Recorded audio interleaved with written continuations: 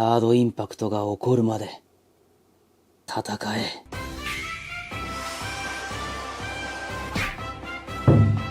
幾度となく首都東京を襲い壊滅させてきた破壊神ゴジラ。使徒と同じく厄災とも言うべき存在。それに対抗するべく特自自衛隊が開発した気流シリーズの技術情報の提供を受け、ネルフが建造した対 G 兵器。それがこちら。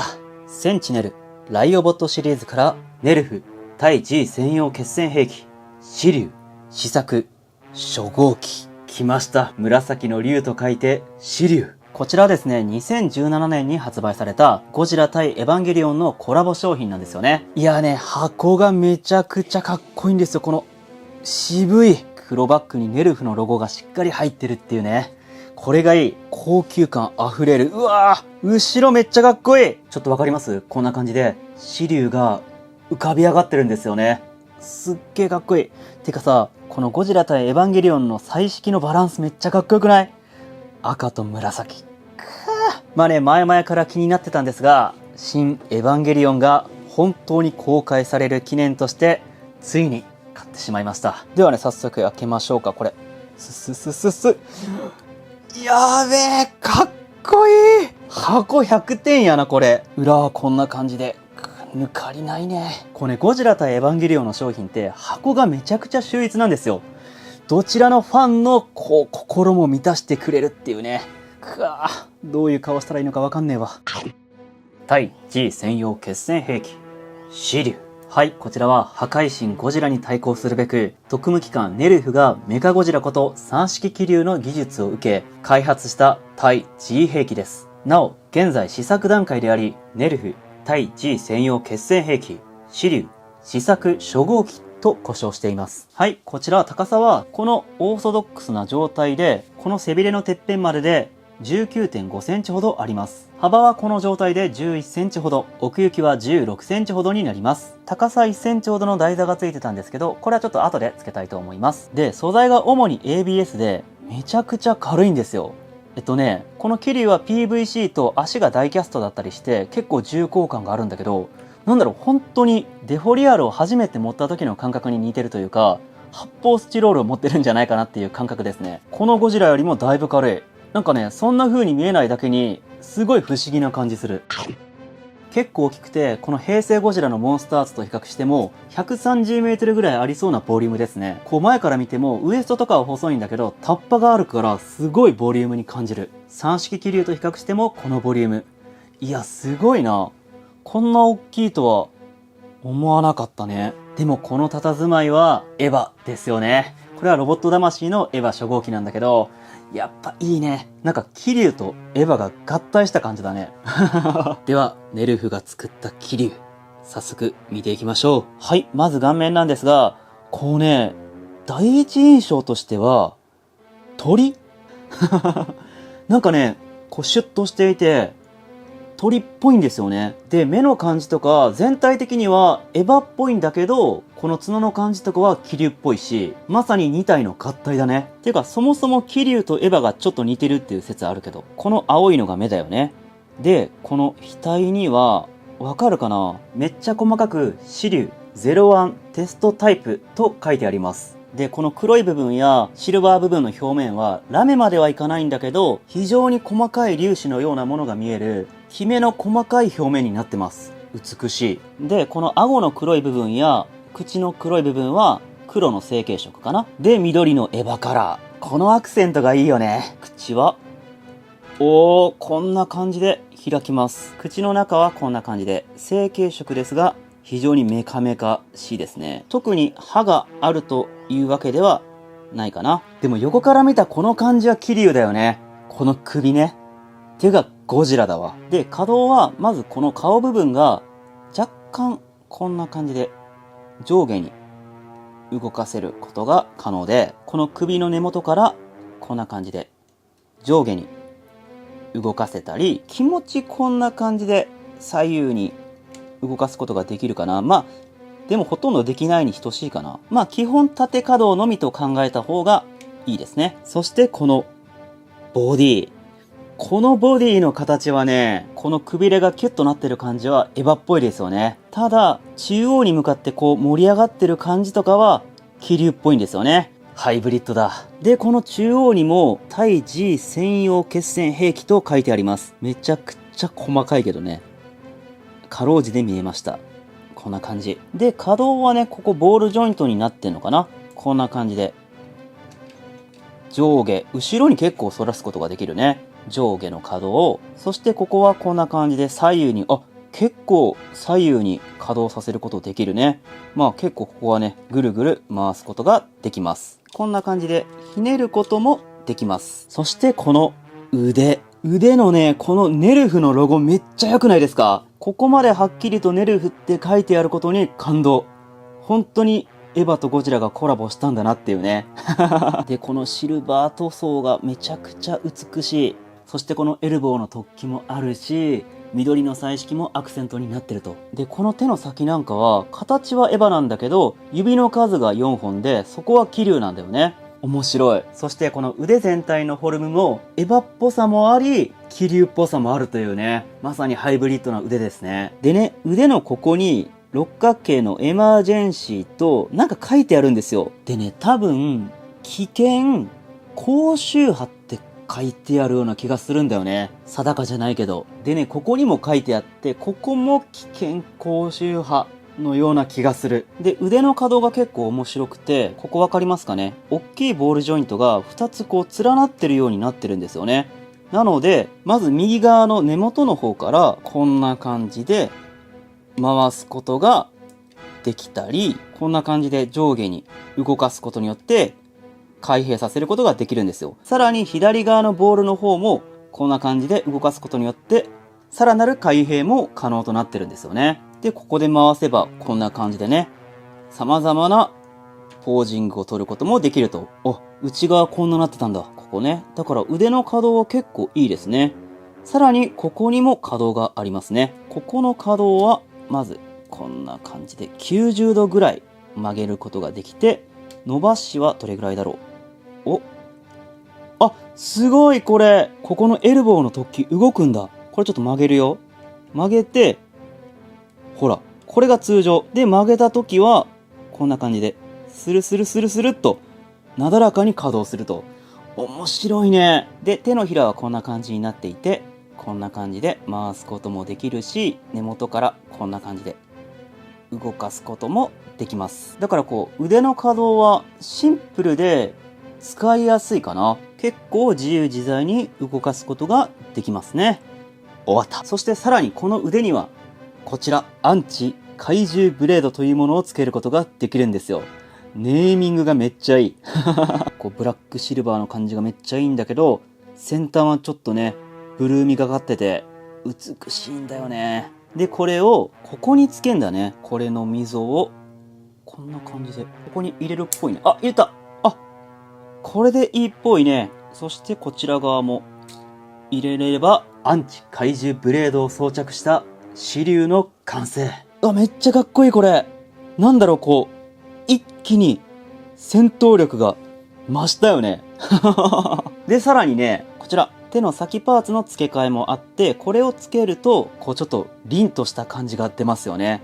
凛々しさが増したというか、シャキーンという感じね。まさに起動する寸前っていう感じ。そしてさらにですね、このアンチ怪獣ブレードをカシャンと外して、こちら側に向けてつけることもできるんですよ。ダン！そうすると、アンチ怪獣ブレードを武器として使う支流の完成。かっこいい。まさに臨戦態勢の支流。これはね、三式気流のこのメーサーブレードのリスペクトをめっちゃ感じるんだよね。アンチ怪獣ブレードだからこんな感じで怪獣と戦う時に使うし、それに特化してるんだろうね。ていうかさ、こちら、このエヴァゴジラとの組み合わせの方がめちゃくちゃ絵になるというか、夢が広がりません？めっちゃいいじゃんこれ。色味的にも。この G 細胞を注入されたことによって暴走したエヴァゴジラを止めるのが支流なんていう妄想ね。新エヴァンゲリオン番外編でよろしくお願いします。やっぱりこの2体絶対マッチすると思ってたんですよね。色味とか、いいね。目には目を、歯には歯を、エヴァゴジにはエヴァ気流を。これはもう、サムネ決定かもしんないな。そして続いて、この足。こうね、足の形はね、ちょっと独特なんだよね。なんだろう。バッタ感があるというか、わかります？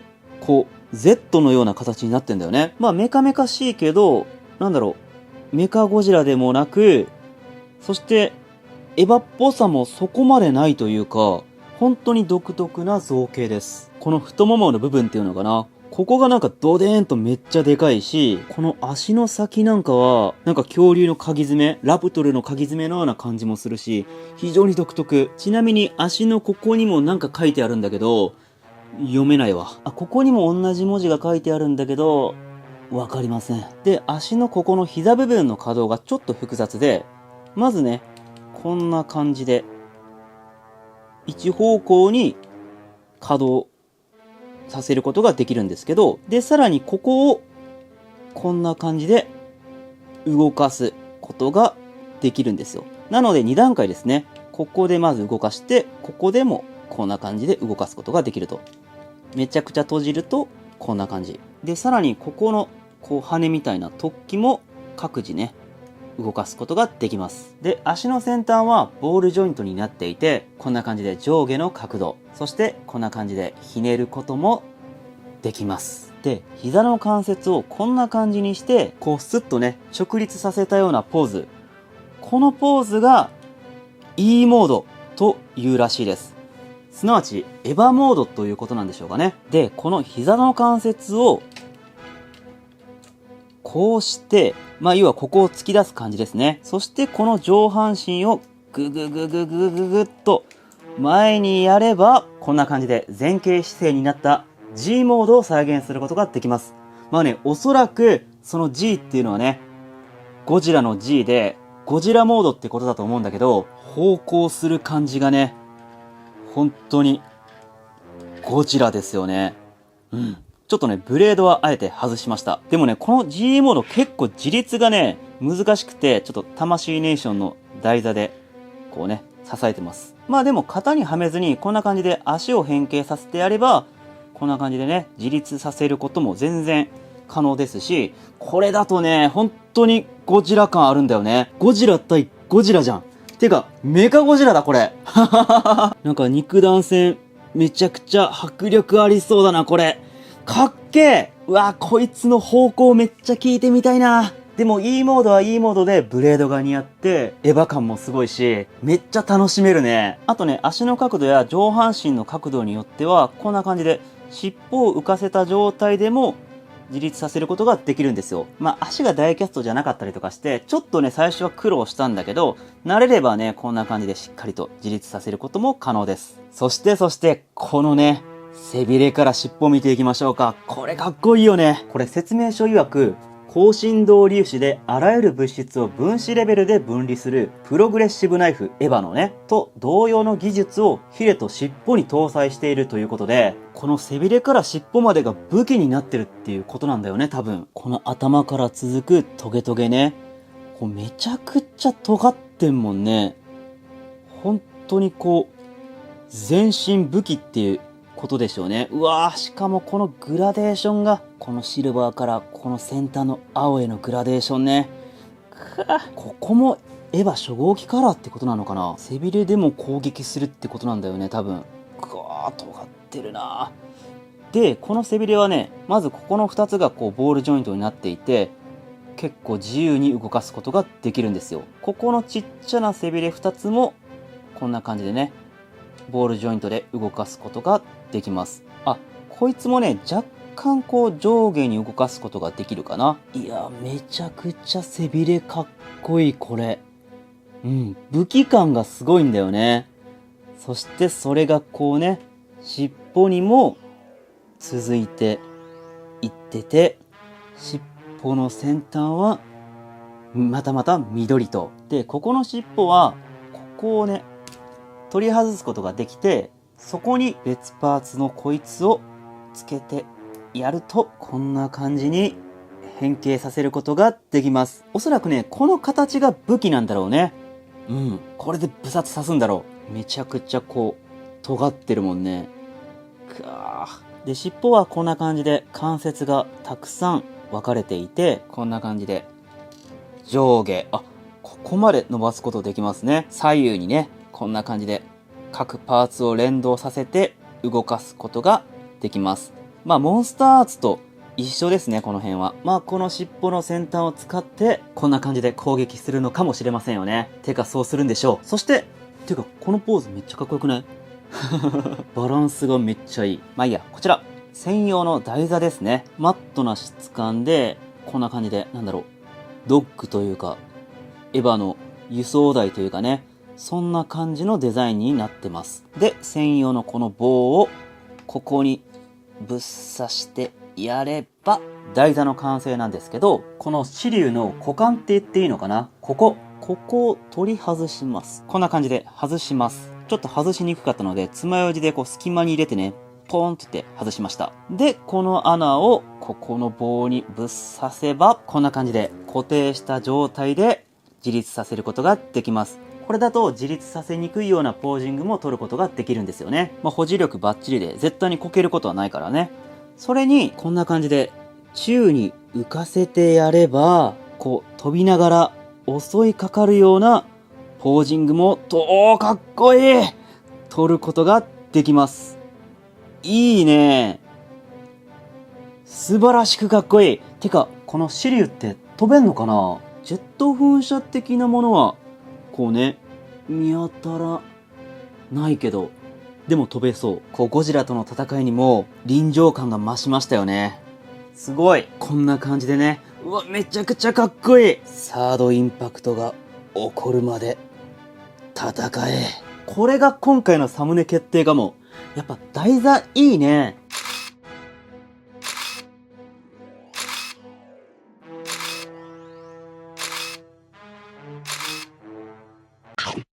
はい、というわけで今回はセンチネル、ライオボットシリーズからネルフ対 G 専用決戦兵器、シリュウ、試作初号機をご紹介させていただきました。いやね、正直最初は独特っていうイメージがめちゃくちゃ強くて、奇をてらったフィギュアなんだろうなっていう印象が買う前は強かったんだけど、こうね、触れば触るほど好きになるというか、そんなスルメフィギュアですね、これ。だって開封前より今の方がめちゃくちゃ好きだもん。で、ポーズによってエヴァっぽかったりとか、ゴジラっぽかったりとか、その辺のバランスもね、よく考えて作られてるなと思いましたね。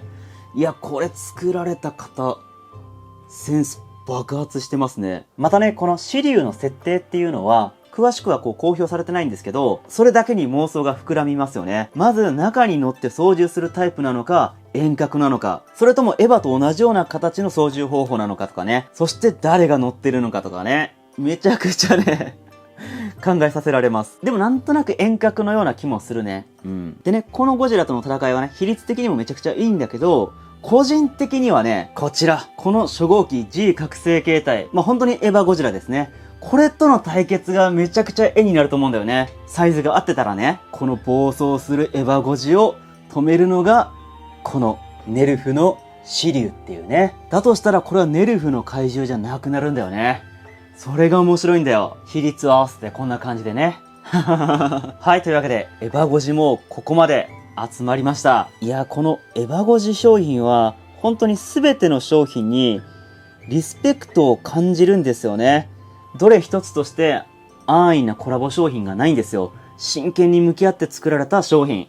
これが素晴らしいんですよ。また、機会があればご紹介したいと思いますので、よければ見てください。そして新エヴァンゲリオン、公開ですね。僕は月曜日には見に行けません。少し落ち着いてから見に行きたいと思います。それまでザコ師匠で我慢します。それでは今回もご視聴いただきありがとうございました。それではまた。